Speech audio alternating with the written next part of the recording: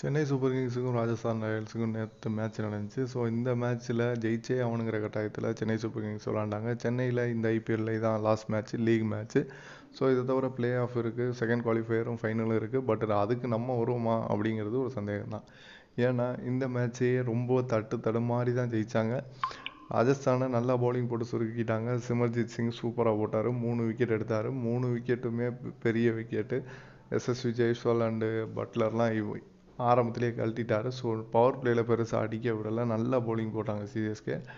ஆனால் இந்த 140ங்கிற ஸ்கோரையே ரொம்ப நேரம் கஷ்டப்பட்டு இந்த மேட்ச்சை ஜெயிச்சிருக்காங்க. ருத்துராஜ் கடைசி வரைக்கும் விளாண்டு மேட்ச்சை லாஸ்ட் ஓவர் வரைக்கும் இழுத்துட்டாரு. ஏன் அப்படி விளாண்டாருன்னு கேட்டால் ரெஸ்பான்சிபிளாக விளாண்டான்னு சொல்லுவார். ஆனால் நெட்டும் முக்கியங்கிற நேரத்தில் இன்னும் ஒரு 2 ஓவர் முன்னாடி முடிச்சிருந்தா நல்லா இருந்திருக்கும்.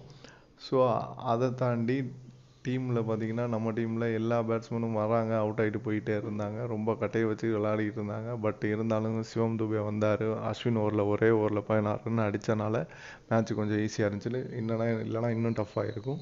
அஸ்வின் எப்பவும் போல் சென்னை சூப்பர் கிங்ஸுக்கு எதிராக நல்லாவே பண்ணார், 3 விக்கெட் எடுத்தார். அதை தவிர பெருசாக யாரும் ஒன்றும் பர்ஃபார்ம் பண்ணல அவங்க டீமில். ஸோ மேட்ச்சை ஈஸியாக ஜெயிச்சிட்டோம். பட்டு 14 பாயிண்ட்டும் எடுத்துட்டோம். இன்னும் பிளே ஆஃபுக்கு போகிறோமாங்கிறது இன்னும் உறுதியாகலை. இன்னும் ஆர்சிபி கண்டென்ஷனில் இருக்காங்க. Delhi out of the playoffs. So Lucknow super giants, Sunrisers Hyderabad, RCB, Chennai super kings இவங்களுக்குள்ளே தான் போட்டி அந்த 2 இடத்துக்கு. ஸோ அதில் ஆர்சிபிக்கும் சென்னை சூப்பர் கிங்ஸுக்கும் நாக் அவுட் மேட்ச் இருக்குது அடுத்த சனிக்கிழமை. அதில் யார் ஜெயிக்கிறாங்களோ அவங்க தான் பிளே ஆஃப்குள்ளே போவாங்க. ஸோ பொறுத்திருந்து பார்ப்போம் Chennai super Kings play off வருதா இல்லையான்னு.